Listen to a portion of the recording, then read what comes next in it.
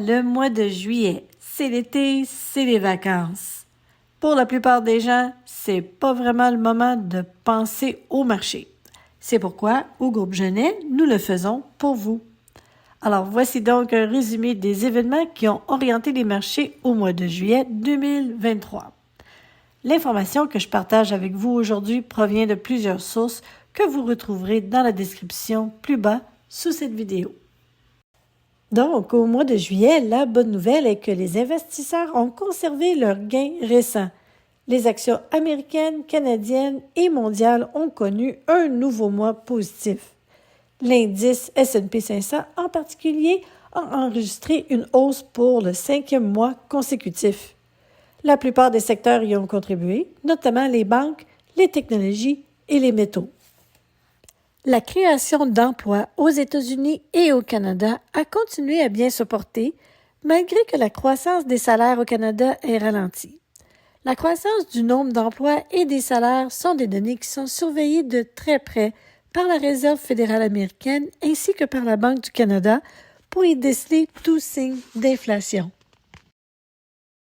L'inflation canadienne a reculé à 2,8 %, ce qui fait que l'inflation est maintenant à l'intérieur de la fameuse fourchette de 1 à 3 % ciblée par la Banque du Canada. Ce recul est dû en grande partie à la baisse des prix de l'essence, malgré le fait que les prix des aliments et des loyers restent encore très élevés. La Banque du Canada a quand même augmenté les taux d'intérêt à 5 %, ce qui est le taux le plus élevé depuis 2001. La Banque du Canada a basé cette décision surtout à cause de la résilience du marché de l'emploi et la demande toujours forte des consommateurs. Maintenant, je vous entends me demander, mais comment est-ce que tout ceci m'affecte? Bonne question. Bien qu'il puisse y avoir encore quelques hausses mineures, les taux d'intérêt sont probablement proches de leur maximum, à condition que l'inflation ne s'inverse pas. La question consiste alors à savoir combien de temps les taux d'intérêt resteront à des niveaux historiquement élevés.